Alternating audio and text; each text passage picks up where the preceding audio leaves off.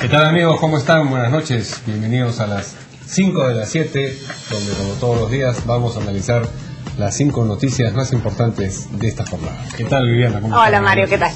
Buenas noches. ¿Todo bien? Todo bien hasta ahora. Bien, nuestros invitados el día de hoy son los congresistas Pedro Espadaro, que ya está con nosotros, de Fuerza 2011, y está por llegar Juan Carlos Seguren, de Alianza por el Gran Cambio, que en breves instantes también estará con nosotros. Así que vamos de inmediato a conocer las 5 principales noticias de hoy. Junta de Portavoces del Congreso acordó suspender la presentación de los ministros de Defensa e Interior programada para mañana. Ahora la moción de censura se votará directamente en la sesión del Pleno, que a más tardar tendrá que ser convocada para el domingo. La segunda, el primer ministro Óscar Valdés reveló que ha puesto su cargo a disposición del presidente Humala a raíz de la crisis suscitada en torno al pedido de censura de los ministros de Defensa e Interior. Según el congresista Javier Descanseco, se trataría de un chantaje. La tercera, Arequipa, La Libertad y Cajamarca se vieron afectadas por el bloqueo de carreteras ocasionado por el paro minero indefinido acatado en 9 regiones del país. Si bien en Cajamarca la vía fue desbloqueada, en las otras regiones la interrupción del libre tránsito continúa. La cuarta, el presidente Ollanta inició hoy su gira asiática para afianzar la cooperación económica con Japón y Corea del Sur. En una cena del Consejo Empresarial Peruano-Japonés, el jefe de Estado invitó a los empresarios nipones a invertir en nuestro país. La quinta información, legisladores de diversas bancadas exigen al presidente del Congreso, Daniel Abugataz, dar marcha atrás en la condonación de la deuda de más de 9 millones de soles por bonos irregulares a parlamentarios jubilados. Y está con nosotros el congresista Juan Carlos Seguren, de Alianza por el Gran Cambio, a quien también le damos la bienvenida. Y ahora además vamos a conocer exactamente la diferencia de opiniones de Fuerza 2011 y de Alianza por el Gran Cambio respecto a la primera información de hoy, es la referida a que los congresistas deciden que los ministros del Interior y de Defensa no se presenten el día de mañana al Pleno, puesto que lo que ellos querían es que de inmediato, a continuación de esa presentación, se presentara la moción de censura y se votara de acuerdo a ella. Hoy están con nosotros congresistas que nos van a poder precisar el punto de vista de sus bancadas respecto a que si serán censurados los dos ministros del Interior. El Partido Aprista, congresista, el Partido Aprista ya ha manifestado su intención de censurar a los dos ministros.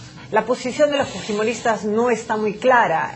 Al parecer habían diferencias de opiniones, o por lo menos no lo habían expresado abiertamente. ¿Cuál va a ser la posición? Puesto que hay algunas voces que dicen que estarían en negociaciones con el Ejecutivo, con diferentes representantes de la bancada oficialista, por una situación de lograr más adelante el indulto al presidente Fujimori. ¿Cuál es la posición de los fujimoristas respecto a si censura a los ministros de Defensa y del Interior? Viviana, Mario, muy buenas noches y muchas gracias por la invitación. En primer lugar, descartar que la bancada fujimorista tenga alguna negociación con la bancada de gobierno o con el propio gobierno para de lado la censura. No lo hemos hecho con la señora Aída García Naranjo, no lo hemos hecho con otros ministros que también estaban en la mira para ser interpelados y luego censurados.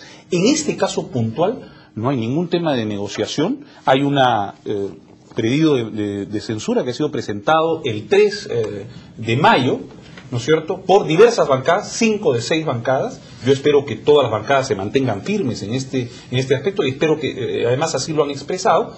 Y Fuerza 2011 con sus 37 votos va a votar por la censura de los ministros, porque aquí lo que cabe, y creo que lo sepa también el país, no es que no queremos escuchar a los ministros, sino que ya los hemos escuchado, y hemos escuchado lo que ya conocíamos por medio de la prensa nacional y que no nos dijeron nada nuevo. Encima se atrevieron a mentir a la representación nacional, primero con un tema de la Operación Libertad que dijeron ellos fue impecable. hay 8 muertos en la operación, supuestamente en la operación Libertad, que no liberó a nadie, que se liberaron solos, fueron liberados por los propios terroristas, estos hombres que han sido capturados, estos trabajadores, pero además que lógicamente salen para la foto el presidente de la República, los ministros en su momento, pero que no ha habido ningún tipo de estrategia, no ha habido 1.500 hombres que han estado cercando a ellos, porque además se ha corroborado en el último fin de semana con estos reportajes en la televisión que indudablemente ha hecho reflexionar a la opinión pública. Oiga, no puede ser posible, en primer lugar, que dejen abandonados por más de 12 horas a los soldados que además estaban pidiendo auxilio porque habían sido emboscados por los terroristas. Fue un helicóptero a recoger 4 muertos y los dejaron a ellos solos, caminando, lógicamente en el peligro que esto podía ocurrir, caminando hacia la base. Ellos han tenido que hacer por sus propios medios, tener que acudir a eso. Luego, indudablemente, que duda cabe, el tema más puntual es el caso del suboficial Vilca, que lo dejaron abandonado y luego sacan un comunicado diciendo que la policía lo ha ido a buscar. Por favor, hemos visto las imágenes en donde el padre ha estado 5 horas con el costal al hombro del suboficial Vilca destrozado, y que no ha habido un solo policía, un solo miembro del ejército que además resguarde al padre con los restos de su hijo. Entonces, indudablemente que aquí se ha mentido a la representación nacional, y estos señores, por dignidad, por el país que está pidiendo, el presidente Humala ha debido tomar una decisión. Lamentablemente, ni el señor Humala, ni la señora Twitter, o la señora T, como le han puesto ahora, que es la señora Nadine, han tomado una decisión. Simplemente y ha dejado en manos del Congreso de la República el tomar una decisión. Muy bien, el Congreso, esperamos que como fuerzas democráticas y además recogiendo el clamor de la población, va a votar contra la censura, en favor de esta censura, pero además para dar una lección clara al país. Acá tiene que haber un cambio de estrategia, pero además tiene que haber una sensibilidad por parte de los miembros del gabinete, y además tienen que tener una cordura. La palabra renuncia parece que no la tienen en su diccionario. Congresista Eguren, en el caso de Alianza por el Gran Cambio, la bancada a la que usted pertenece, ustedes también han anunciado que están dispuestos o convencidos de que van a votar, están determinados a votar por la censura. Sin embargo, Yehude Simón ha dicho que es una decisión fácil. ¿Ha habido efectivamente dentro de la bancada posiciones favorables a los ministros, a la permanencia de los ministros en sus cargos? Buenas noches, Mario. ¿Qué tal? Fabiana, buenas noches. En principio no debiera ser para nadie una decisión fácil, porque lo recomendable es que los ministros tengan periodos largos, para que en esos periodos no se pierda la curva de aprendizaje, la curva de la experiencia, y las políticas, que en este caso en especial son de mediano y largo plazo, puedan tener la mayor continuidad. Pero sin embargo, la catástrofe es clara. Eso que es deseable, sí, y siempre debe ser la vocación política para quienes queremos que el sistema se fortalezca, no se puede mantener en todos los casos. ¿Así una salvedad retórica nada más la que ha hecho Yehude Simón entonces? Sí, no diría retórica, es su sentir, y sí, hay debates, hay discusiones al interior de la bancada, pero la posición está tomada, y no de ahora, está tomada desde que se firmó la moción de censura, como lo hicimos las 5 bancadas, y como además varios miembros de la propia bancada de Gana Perú coincidieron con nosotros, porque sin ser deseable es necesario. Más allá de los argumentos que coincido, dados por el congresista Espadaro, hay uno que a mí me parece sustantivo. No es que la clase política le ha perdido la confianza, la opinión pública la ha perdido, y lo peor es que las propias Fuerzas Armadas y Fuerzas Policiales hoy sienten que no hay liderazgo en esas dos carteras. Y no podemos tener Fuerzas Armadas y Fuerzas Policiales sin ministros que realmente le den la confianza a las propias instituciones. Eso me parece lo más delicado, y es por ello que hay que resolver este tema prontamente. La demora en la convocatoria a la sesión en la que se tendrá que votar la censura ha dado pie a que se especule con que se trata de un periodo de tiempo que el oficialismo está tratando de ganar para persuadir a gente que está comprometida con la censura que dé marcha atrás en su determinación, o para presionarla. Ustedes dos, alguno de ustedes dos o ambos, ¿conocen de algún esfuerzo del oficialismo enderezado hacia algún congresista en particular para obtener, Mario, esa marcha atrás? Lo lógico, lo natural es que lo hagan. La bancada del gobierno está en la obligación de brindar a su gobierno y a sus ministros, en principio. En consecuencia, eso no tiene nada de malo. Bueno, depende de cuáles sean los resortes que se activan, ¿no? Obviamente no, estamos hablando en el escenario como debe ser las cosas. Por otro lado, el presidente tiene el derecho y la obligación, además, de nombrar ministros y removerlos cuando lo vea por conveniente. Y el Congreso no tiene por qué meterse en el ámbito del Ejecutivo. Pero en paralelo, el Congreso tiene la absoluta libertad constitucional y democrática de ejercer el control político y fiscalización a través de la herramienta de la censura. Y eso es una competencia del Congreso y que pretendemos ejercerla el día que se convoque por el presidente del Congreso hasta el plazo máximo del día domingo, donde vence el periodo constitucional para esa materia. Mario, si me permites, efectivamente pues ha habido unas componendas y de repente ha habido hasta negociaciones, y yo quiero que el pueblo peruano pueda estar atento a la votación que va a ser en cualquier momento que nos puedan convocar, y vamos a estar presentes para poder ver que sean consecuentes con lo que firman y lógicamente con lo que votan, porque además se viene una elección de mesa directiva y no queremos pensar que algún congresista, por beneficiarse con una nueva mesa directiva, pueda retroceder en el intento de colocar su voto en favor de la censura. Pero además, déjame decirte también que yo concuerdo plenamente con lo que ha dicho Javier Descanseco, que nos parece sí un chantaje por parte del Premier, y no quisiera... Esa noticia es la segunda y vamos a poner un espacio específico para debatirla. No quiero contar, pero para no pisarnos los pies. Mario, sobre la primera noticia creo que vale la pena hacer una precisión. El Congreso no ha suspendido la presentación de ningún ministro. Hoy hemos tenido junta de portavoces y el Congreso no ha pedido la presencia de los ministros, ni los ministros han pedido presentarse en el Congreso.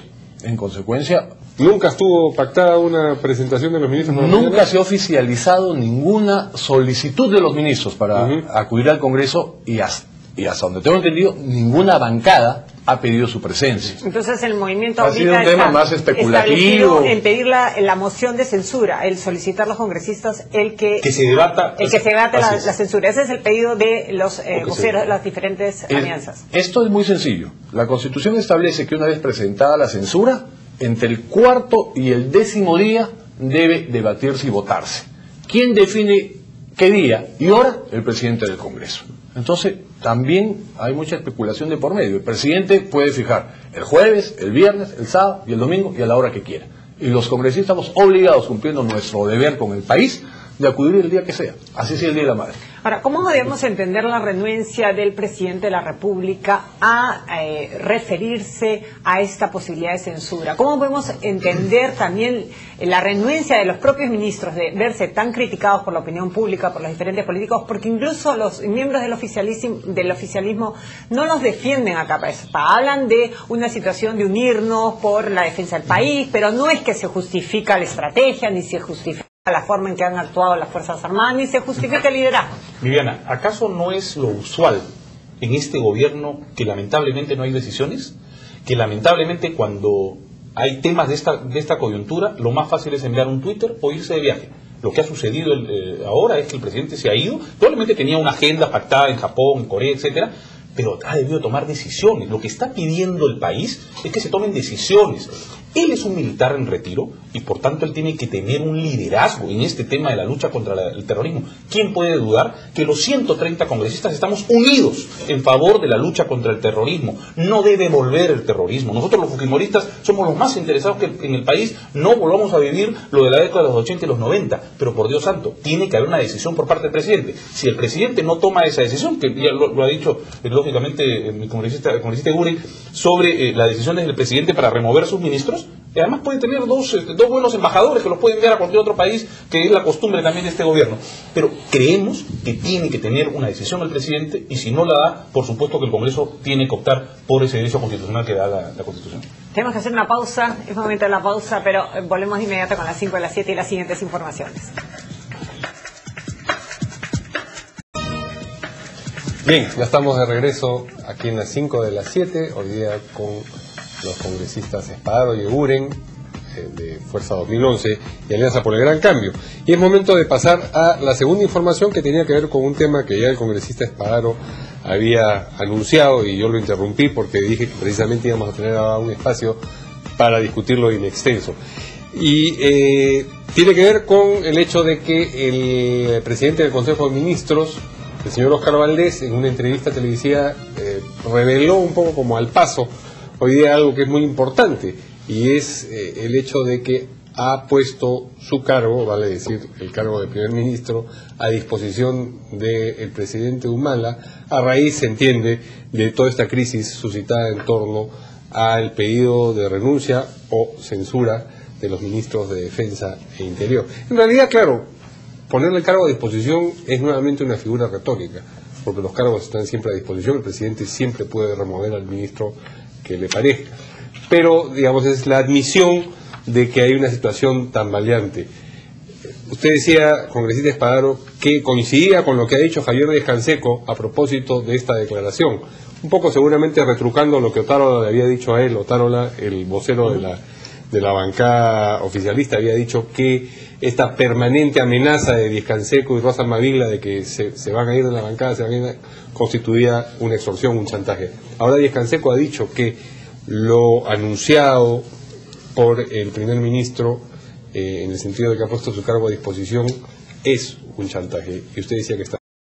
A ver, en primer lugar, sí me da un poco de lástima las declaraciones, porque no brindan un contexto claro. O sea, me parece que el primer ministro, además que no tengo absolutamente nada ni contra él ni contra otros dos ministros, que además son muy buenas personas y no tenemos absolutamente nada personal contra él, pero sí el mal manejo que lamentablemente engloba a el pedido de censura y que el país está censurando a estos dos ministros. Y lógicamente creemos que la presión mediática que quiere hacer el premier es decir, bueno, si se van ellos, me voy yo y he puesto mi cargo a disposición. Bueno, si ese es el costo de que él tenga que irse para que puedan irse esos dos ministros que han manejado desafortunadamente este trabajo, bueno, el presidente de la República tendrá la responsabilidad de conformar un nuevo gabinete con el nuevo premier. Pero sí nos parece sumamente lamentable sus expresiones, y sí las podemos considerar como un chantaje al propio Congreso, un poco para tomar una decisión en virtud ya no solo a dos ministros, sino además al primer ministro, lo que por supuesto está incluso hasta un poco jugando con nuestras propias funciones estipuladas en la Constitución, que además estipulan con claridad que los congresistas podemos remover los ministros, en este caso con una moción de censura. Entonces, indudablemente sí nos preocupa las expresiones, no las aceptamos, indudablemente, y esperamos que él pueda manejar esto hasta el domingo y puedan los dos ministros, sin necesidad de la censura, renunciar al cargo y puedan ser nombrados otros dos ministros, y ellos dos, como dije antes de la pausa, puedan ser enviados como embajadores, como es lo usual en este gobierno.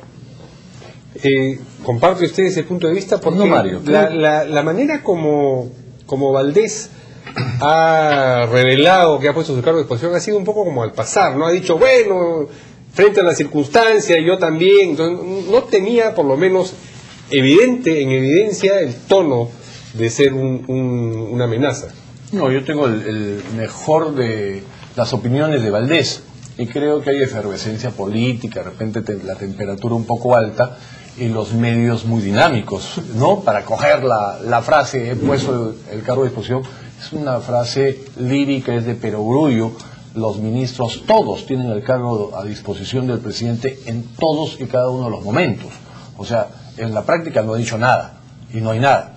Y más aún, Valdés creo que sabe y entiende que acá no hay una posición del Congreso contra el gabinete, ni contra todos los ministros o la mayoría de ellos, ni contra el primerato. Este es un tema puntual. Es un tema puntual que se concentra en dos ministros, Interior y Defensa, por un tema puntual también, la Operación Libertad.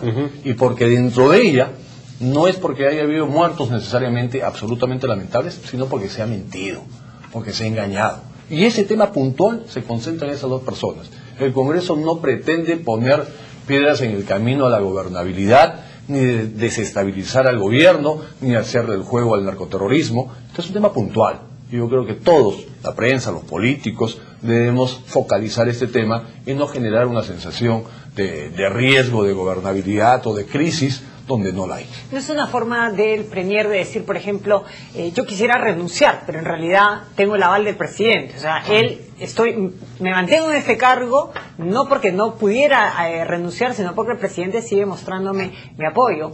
Eso por un lado, o por otro, el manifestarle a sus ministros de Defensa y del Interior el que, oigan, si yo estoy poniendo mi cargo de disposición, es lo que inmediatamente también debieran hacer ustedes.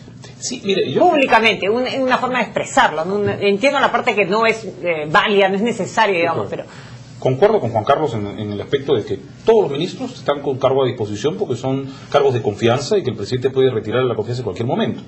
Pero además, efectivamente, el Premier pues ha dado un mensaje, indudablemente. Yo creo que no los está escuchando ni el ministro de Defensa ni el ministro del Interior. Y reitero, creo que no están escuchando tampoco al país. El país le han pedido públicamente al ministro del Interior al momento de ir al cementerio en el entierro del oficial Vilca que se vaya a su casa. Entonces creemos que él pueda tener la suficiente coraje para decir, señor, mi cargo a disposición, renuncio el día de hoy y se acabó. O sea, creemos que acá los funcionarios públicos debemos tener ese tipo de gesto, de que cuando algo pasa, inmediatamente renuncio al cargo y no me aferro al cargo. Yo quiero saludar lo que ha pasado con la viceministra de Pesquería, por ejemplo, que ha dado una muestra absolutamente clara y ha dado un ejemplo de lo que deben hacer los señores. Hubo un problema en Paita con el tema de la pesca que están desarrollando. ¿No es cierto? La merluza. Hubo un muerto y ella inmediatamente renunció porque indudablemente se sintió que tenía algo que ver indudablemente con la reyerta con la manifestación que hicieron los pescadores. Entonces, creo que los funcionarios públicos deben tener una decencia de renunciar inmediatamente y no aferrarse al cargo. Entonces, definitivamente, aquí, como bien lo ha dicho Juan Carlos, lo hemos expresado, han habido no solamente errores, sino han mentido a la representación nacional, un impecable operativo Libertad, que repito, ni ha sido impecable, ni ha habido ningún tipo de operativo porque han salido inmediatamente liberados por los propios senderistas, y es más, los propios senderistas fueron entrevistados por medios de comunicación y la policía y el ejército nunca los encontraron. Entonces, definitivamente le han mentido a la representación nacional y por tanto los señores ministros tienen que dar un paso al costado. El congresista Eguren decía que esto obedece a un problema específico, que es el de la Operación Libertad, y que es por eso y no por otras cosas que se convoca la censura de estos ministros. Sin embargo, lo que sí ha hecho el primer ministro es tratar de poner estas cosas en una balanza. Ha dicho, bueno, sí, había unas imprecisiones, que es la manera como él llama a la ineficiencia que ha caracterizado a esta operación, ¿no? Pero esperemos que pues tengan en consideración que también se ha capturado al gremio y ha habido otros aciertos. ¿Es esto legítimo? ¿Es una manera de efectivamente...? Carlos, hay tres niveles. Hay una política de Estado contra el narcotráfico y el terrorismo que todos compartimos y apoyamos. Hay una política de gobierno. Este gobierno del presidente Ollanta, hay que reconocer, ha decidido enfrentar el tema. Y no solo narcotráfico y terrorismo, sino también el tema de minería ilegal, por ejemplo, ¿no? Y tema que saludamos y apoyamos también. Y hay el tercer nivel, que es el manejo operativo. En el manejo operativo, y hay que decirlo también, hay responsables de las propias Fuerzas Armadas y Fuerzas Policiales. Sin embargo, ellos no son responsables políticos ante el Congreso ni el país. Son responsables ante sus institutos armados. Pero los responsables políticos son los ministros. Entonces, ese es el tema. No porque sean malas personas, no porque estamos en desacuerdo con la estrategia, no. Es un tema de responsabilidad política ante un mal manejo operativo y ante mentiras al país a través del Congreso. Así de simple. Entonces, perdóname, sí. ¿Que ha habido temas positivos? Claro que sí. Que lamentablemente no han tenido tampoco la capacidad de explicar ambos ministros, y eso también le resta, llamémosle valía en el cargo, han tenido mucha incapacidad. No han invertido los recursos que el Estado peruano en sus presupuestos les ha asignado. Están en los últimos lugares de inversión presupuestal, habiendo tanta necesidad de pertrechos, de equipamiento, etcétera, no han podido utilizar. Eso dice mal de su gestión administrativa. Dos, no solo en ese campo, no han sabido comunicar ese equilibrio que ha pretendido dar Valdés. Ok, acá se han equivocado, acá han fracasado si se quiere, pero miren estos otros éxitos, que hay éxitos, los índices de recuperación de drogas son más altos que el promedio de los últimos años. El índice de recuperación de insumos también es más alto del promedio de los últimos años. Y las capturas, como el caso de Artemio, han sido estupendamente positivas, temas que hemos saludado. Y en el tema de bandas, y hay varios elementos positivos. O sea, acá tenemos que ser equilibrados. No es que todo ha sido un desastre, no. Hay aciertos, pero en estos casos es inaceptable la mentira. Porque si nos mienten en esto, de acá a un par de años podemos haber perdido la soberanía en medio territorio nacional, y nos siguen mintiendo y todos los peruanos creemos que seguimos teniendo soberanía sobre nuestro territorio. Yo quiero englobar todo lo que ha dicho Juan Carlos, que concuerdo perfectamente, que además siempre saludamos y hemos saludado los logros en la lucha contra el terrorismo, en la lucha de bandas organizadas, en la lucha contra la minería informal, estamos absolutamente de acuerdo. Pero aquí lo que no ha habido es un liderazgo político por parte de ambos ministros, que en todo caso o no se han puesto de acuerdo o no han querido ponerse de acuerdo. No ha habido, para este tema específico, no ha habido una estrategia certera y clara, y lo que sí ha habido es un total triunfalismo, solamente por salir, ¿no? O sea, salir con la bandera de triunfalismo para la foto. O sea, para eso sí están, y no para recoger, encontrar a 3 policías heridos. Y es más, y creo que lo que ha derramado el vaso es que mientras estaba el padre buscando al policía herido y ahora ya fallecido, el señor se fue a Colombia. Entonces, por todas esas cosas, los señores ministros tienen que renunciar. Bien, con esas palabras nos vamos a una pausa para conocer los titulares de esta hora. Ya estamos de regreso con las 5 a las 7. Nuestros invitados el día de hoy son los congresistas Pedro Espadaro, de Fuerza 2011, y Juan Carlos Eguren, de Alianza por el Gran Cambio. Es momento de pasar a la tercera información del día de hoy, y es la referida al paro de mineros artesanales que vienen realizando en 9 regiones del país. Son cientos de carreteras bloqueadas, la violencia generada una vez más, impidiendo el libre tránsito y por supuesto la comercialización de miles de productos. Hoy estuvo en la edición tarde de RPP Televisión el gerente Rolando Pisculich, él es gerente de la Asociación de Lácteos del Perú. Me comentaba, por ejemplo, que solo por detener la leche fresca que proviene de las diferentes localidades, solo de Arequipa, se está perdiendo 1 millón de soles diarios, afectando por supuesto a 9.000 familias. Esto referido a solo un rubro, la leche. ¿Cuántos otros cientos de miles de soles o dólares se estará perdiendo por este tipo de movilizaciones, una vez más en nuestro país, sin que haya ningún detenido por realizar este tipo de bloqueos penados por la ley? Sí, bueno, en primer lugar es inaceptable que se pueda paralizar la actividad económica de una región solamente por la protesta. Acabamos de estar hace unos minutos en la Comisión de Descentralización con el Ministro del Ambiente, dándole todo el respaldo, y creo que aquí todos los congresistas estamos apoyando la labor que pueda hacer el Ejecutivo contra la minería informal. Ahora, definitivamente no podemos ser ajenos al clamor de la propia población que está incurriendo en esta actividad, que necesitan la formalización, pero que además en ese camino necesitan un apoyo también por parte del Estado. Me parece que se debe crear mesas de diálogo en cada una de las regiones para tratar de solucionar algunos impases que existen, y que además no puede hacerse de oídos sordos el gobierno. Es que suceden estas cosas lamentablemente porque no hay diálogo en algunas zonas y no están queriendo escuchar a la población, y eso es lamentable. Pero por ejemplo el viceministro de Energía hoy declaraba de que ni siquiera han querido esperar al decreto supremo que ya se iba a dictar respecto a cómo se va a comercializar, y que incluso se les estaba dando 2 años para que pudieran seguir comercializando los minerales extraídos artesanalmente, y sin embargo no han querido ser tolerantes con las medidas del gobierno. Yo no estoy justificando para nada el paro, pero sí nos parece que hay una falta de coordinación del gobierno, porque por ejemplo lo que sucedió en Paita, que hubo lamentablemente un fallecido, fue el retraso de que puedan emitir un pronunciamiento, un decreto supremo por parte del ministro, porque el ministro se fue de viaje. Entonces indudablemente que la población no está, o está desesperada, digamos, y lamentablemente tienen que reaccionar así. No estamos justificando de ninguna manera, y estamos absolutamente en contra de tomar las carreteras, incluso en contra de que algunas autoridades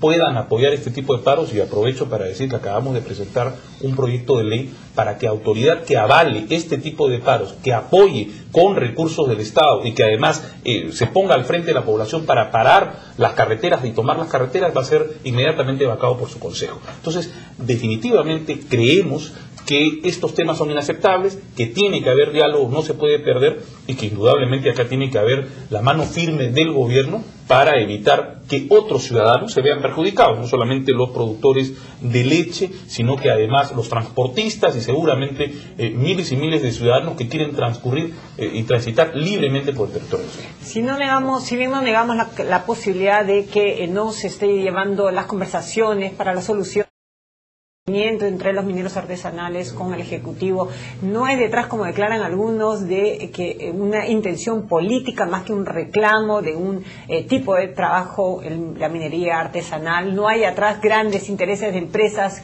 que les conviene este tipo de situaciones, empresas formales mineras que utilizan la minería informal para extraer ilegalmente y favorecerse en sus ingresos finales. En cada conflicto social hay matices diferentes y obviamente en este hay una gran población que vive de esa actividad, hay también empresarios y hay intereses políticos de agitación, etcétera. Pero más allá de eso, ya como Estado, en un país democrático, tenemos que hacer respetar el principio de orden, el principio de legalidad y el principio de autoridad. No se puede permitir tome carreteras. Partamos de eso. El segundo elemento, también tiene que haber diálogo. Tiene que haber un diálogo abierto, franco y formal. El tercer elemento, hemos felicitado al gobierno de que ponga en agenda la lucha contra la minería ilegal y la minería informal. Hasta ahí todo perfecto, pero también tenemos que criticar nuevamente el mal manejo operativo del gobierno en estos temas. Porque hace ya 2 meses salieron las normas legales y hasta el día de hoy no hay el decreto supremo que viabiliza la comercialización del oro. Entonces esa incapacidad, esa torpeza para manejar la parte fina, la parte política gruesa va bien, pero el manejo fino es donde lamentablemente falla. No se puede tener 2 meses pretendiendo que se formalice. Esto tiene que haber caminado absolutamente en paralelo. ¿Cuál es la ruta de la formalización? Que debe ser ágil, dinámica, no burocrática, económica. No que los mineros vengan de las alturas a las ciudades. El Estado tiene que ir a los sitios con los formularios, la documentación, la ventanilla única, pero eso no se hace. Como decía Pedro, no podemos justificar ninguna toma de carretera, pero sí tenemos que criticar el mal manejo operativo de la implementación de las políticas de gobierno. Hoy día ha pasado algo que ustedes lo han vivido, porque a pocas cuadras está el Ministerio de Vivienda. Pobladores de Pachacute, que es el del distrito de Betanía del Callao, donde nos representamos, han tenido que venir a exigirle al ministro de Vivienda que este año se inicien las obras de agua y desagüe. Y esto, lamentablemente, por responsabilidad del ministro de Vivienda. Nosotros, como congresistas, hemos articulado reuniones con el presidente regional, con el alcalde de Ventanilla, con los funcionarios principales de Sedapal. Pero como no hay una decisión política por parte del ministro, que no quiso ir a la reunión del 4 de mayo, nos fueron todos los representantes, la población tuvo que salir a tomar las calles, y eso por supuesto no es justo. No es justo para la población que está esperando agua desde hace muchísimos años, más de 10 años, y no es justo tampoco para la población de este sector, e indudablemente para los trabajadores de ese sector, que también han tenido que lamentablemente ser perjudicados por el tránsito que ha habido en la mañana. Entonces, reitero, aquí hay mal manejo y espera el gobierno que haya una convulsión social, y que se lo hemos advertido incluso en este caso al ministro de Vivienda, para tomar decisiones. O sea, ante la presión toman decisiones, y eso es inaceptable. Sí, entiendo que en realidad la carretera en Cajamarca ha sido desbloqueada ya, pero en Arequipa y en La Libertad, particularmente en Trujillo, en la carretera de penetración a la sierra, eso sigue bloqueado, y son vías efectivamente muy importantes.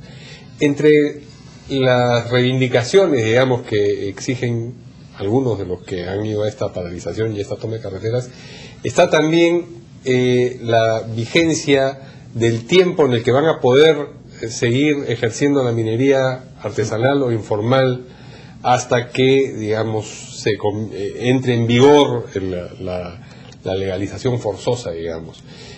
¿No hace pensar este mecanismo de lucha que en realidad esto solamente es una manera de ganar tiempo, que habrá gente que querrá apelar a estos recursos de tomar carreteras cuando corresponda, cuando se acabe el plazo y quieran extenderlo, como suele ocurrir en este tipo de circunstancias? Claro, la pretensión es legítima.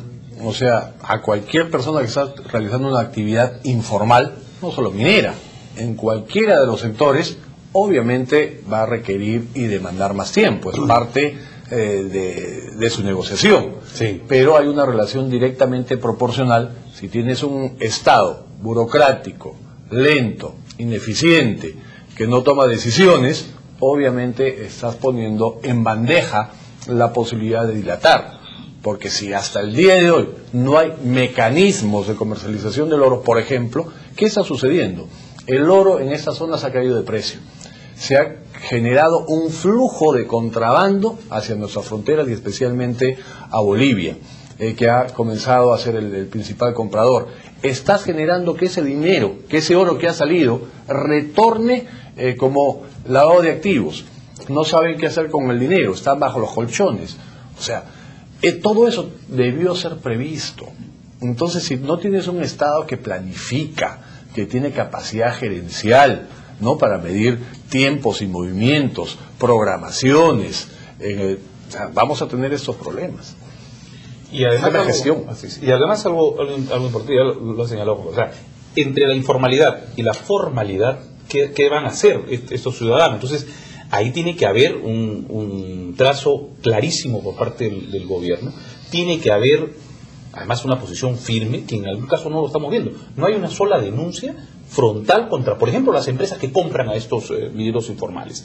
No hay una denuncia contra las empresas que dan las dragas, que hemos visto valen $500,000, $1 millón. Oiga, aquí no son mineros informales, digamos, que no tienen recursos. Para poner una draga tienes que tener indudablemente recursos económicos y, por tanto, tiene que haber las denuncias a esos grandes mineros, no a las personas que son contratadas para poder extraer el oro y dinamizar, en todo caso, esa zona. Aquí hay temas puntuales. Los grandes varones del oro no están siendo tocados y eso tiene que ser inmediatamente denunciado. Bien. Es momento de una nueva pausa, pero regresamos de inmediato con las 5 de las 7.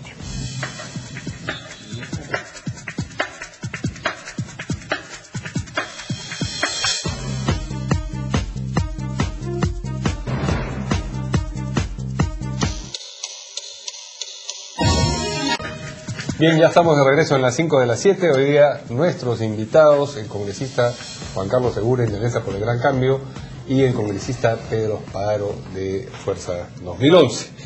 Y nos toca ahora, Viviana, pasar a la cuarta información que tiene que ver con el inicio de la gira asiática del presidente Ollanta Humala, que hoy día está en Japón, y allí hoy día también, durante una cena con el Consejo Empresarial Peruano-Japonés, pues hizo lo previsible, invitó a los empresarios japoneses a invertir en el Perú. ¿Es importante esta gira o es, digamos, solamente un toque para darle oropel a algo que ya estaba fijado, ya estaba cimentado por los acuerdos de libre comercio y todo lo demás? Bueno, al margen de la coyuntura política que lógicamente ya hemos expresado en abundancia, creemos que el mejor embajador que tiene el país es su propio presidente, y que pueda él estar en Japón y luego en Corea para invitar a las empresas y a empresarios japoneses y coreanos vengan a invertir al país. Y vengan a invertir, por ejemplo, en trasvase de tecnología, como es lo que estamos solicitando de la Comisión de Ciencia y Tecnología que preside en el Congreso. Es fundamental para nosotros que puedan venir empresarios a que nos puedan ayudar a darle valor agregado a nuestros productos. Creemos que es importantísimo la inversión que hemos... Es más, no solamente que vengan un grupo de empresarios, que vengan empresas que constituyan en el país. En Japón tiene una tecnología enorme y, por ejemplo, podríamos ensamblar vehículos, podríamos tener una serie de empresas que, además de rentabilidad, dé trabajo a la población y que además enseñe a la población y le transmita la tecnología para luego indudablemente poder esos trabajadores también hacer una serie de actividades propias de la economía. Entonces creemos que indudablemente si tiene éxito en esta visita, va a ser el éxito de todos los peruanos porque va a dinamizar la economía. Y quiero puntualmente decir solamente en el tema de ciencia y tecnología, que nos parece fundamental que en el país se invierta en ciencia y tecnología y en darle valor agregado a nuestro. ¿Por qué? Porque ahora estamos dependiendo cerca del 70% de nuestras exportaciones en la materia prima y además en la minería. Cuando la minería baje el precio, lamentablemente vamos a bajar en nuestro aumento de la economía. Creemos que tenemos que darle valor agregado. Hay países en el mundo, por ejemplo, pongo un ejemplo puntual, que por ejemplo no tienen una sola planta de café y son los principales exportadores de café en el mundo. Entonces, indudablemente que en el país ahí tenemos que darle el valor agregado para que nuestros productores ya no solamente vendan lo que ellos producen, sino que además, dándole ese valor agregado, puedan tener mayor rentabilidad de sus negocios. Congresista Uren, mencionaba el congresista Espadaro la circunstancia política, la coyuntura política que estamos viviendo aquí en el Perú, y dijo que con prescindencia de eso el viaje es importante, pero corremos el riesgo de que lo que está ocurriendo efectivamente en la coyuntura política aquí empañe el viaje del presidente. No, yo creo que son temas separados. Uno es un tema de coyuntura política y el otro es un tema de política de Estado, que hoy lo vemos también como política de gobierno. Y el hecho de que el presidente que es fundamental el aprovechar la apertura a través de los TLCs que se han venido desarrollando en el tiempo y la necesidad de convocar inversión, no puede suspenderse un viaje de esa naturaleza. Asia-Pacífico es el mercado de mayor desarrollo que tenemos en los últimos años y que se debe consolidar en esa década. El Asia-Pacífico es estratégico para consolidar el crecimiento y desarrollo del país. En consecuencia, creo que ha hecho bien el presidente en ir y ojalá tenga los mejores resultados, porque el tema de la verdadera inclusión social no son beca 18 ni programas alimenticios o nutricionales. La verdadera inclusión es la generación de empleo digno. Y el empleo no crece en los árboles ni cae del cielo, es el producto de la inversión. De la pequeña inversión, la mediana inversión, la gran inversión, la inversión nacional, la inversión extranjera, la inversión pública, la inversión privada. Entonces, todo mecanismo, toda articulación que puede desarrollar el gobierno para atraer inversión, por un lado, o aperturar mercados a nuestros productores locales, tiene que ser apoyado. Bien, vamos a pasar a la quinta información de hoy, es la referida al pedido de diversos congresistas al presidente del Congreso, Daniel Abu-Gataz, que ayer declaró que era necesario condonar la deuda por 9.296.000 soles de los pensionistas que se habían visto favorecidos con una decisión de cuando fue presidente del Congreso Carlos Ferrero, quien tomó una medida equivocada. Que no debió procederse así, hubo una equivocación y sin embargo Daniel Abu-Gataz señala que como ya se trata de varias viudas y que ya tienen muchas de ellas más de 90 años, pues entonces es necesario sería bueno que se les condone esta deuda, que en realidad es dinero del Estado. Algunos congresistas, o por ejemplo hijos de congresistas favorecidos, como es el caso de Renzo Rayardo, dice que su padre no tendría ningún problema en devolver lo que le ha correspondido, que han sido más de 400.000 soles, 412.000 soles recibidos hasta el momento, pero por ejemplo otras como la congresista Luz Salgado de su agrupación política, congresista Espadaro, dice que ella no va a devolver ese dinero y que quiere quitar, a pesar de que se ha recibido por equivocación, ella irá a juicio. ¿Usted cree que la bancada, la agrupación podría presionar o la van a dejar a su libre decisión? A ver, en primer lugar creo que si hay un error por parte del presidente del Congreso es su falta de comunicación clara. Y del actual presidente Daniel Abu-Gataz. Entonces, creemos que innecesariamente pues ha generado todo un tema que indudablemente bien explicado podría inmediatamente ser entendido por la opinión pública. Creemos, es por lo que hemos entendido en los últimos 2 días que ha salido esta información, que es justamente a pedido de la propia Procuraduría, porque al momento de interponer los procesos legales, todos los está archivando el Poder Judicial, porque en todo caso está mal planteado, en todo caso no hay no se está ganando la Procuraduría estos procesos. Ahora, también tenemos que señalar, y lo ha dicho muy escuetamente, que quien da la orden para el pago es el señor Carlos Ferrero, pero además hay funcionarios involucrados en esto. Entonces, indudablemente que te tiene que explicar con mayor detenimiento, tiene que darnos un informe a los congresistas, y yo, al margen de los montos que hayan sido otorgados, yo sí pensaría que, por ejemplo, a una señora que tiene más de 90 años, que es viuda de uno de los congresistas favorecidos, que está recibiendo su pensión y que ella no tiene absolutamente la menor idea de que ese dinero que ella estaba recibiendo, o un porcentaje de ese dinero, no le correspondía, ¿para qué se lo pagaron? Entonces, indudablemente que ahí hay una falta por parte de los funcionarios, y que indudablemente tiene que vislumbrar todos, seguramente. Ahora, en el caso de la señora Luz Salgado, creo que es un tema absolutamente personal, y ella tiene todo su derecho, en todo caso, de expresarse de la no devolución, y en todo caso que se le inicie algún proceso, si es que lo creen por conveniente. En todo caso será el Poder Judicial que determine si tiene que devolver o no. Claro, justamente es lo que se discute, es que debe ser en todo caso el Poder Judicial quien proceda a pedir, solicitar, exigir la devolución de ese dinero al Estado, y no el presidente del Congreso, que tome esta atribución personalmente y decida por sí ante sí el que se devuelva. Claro, lo que me parece que ha debido de separarse, ¿no? Por el caso puntual que ha dicho el presidente del Congreso, vuelvo a expresar, la falta de comunicación clara por parte del presidente del Congreso genera justamente todas estas bolas. Que hay una viuda que tiene más de 90 años, que está indudablemente como la espada de encima, que dicen le van a embargar su vivienda, le van a embargar su sueldo del esposo que había sido congresista y que tiene que volver de medio millón. Indudablemente que esa es una situación lógica, entendible, y que inmediatamente se puede efectivamente consensuar, y que además puede ser entendido por la población.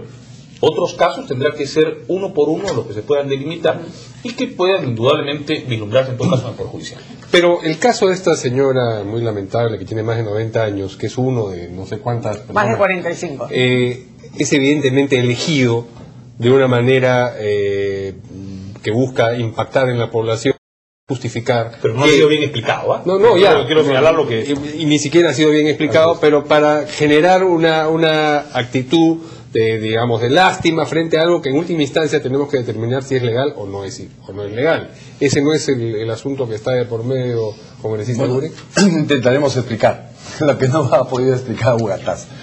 El tema, en principio, no hay forma de cobrar. Y creo que por ahí hay que arrancar. No hay forma de cobrar el pago que durante 10 años se ha hecho por concepto de pensión, de jubilación. No hay forma de cobrar. Obviamente lo han recibido de buena fe, como cualquier persona jubilada que recibe su cheque, su depósito en el Banco de la Nación, etc.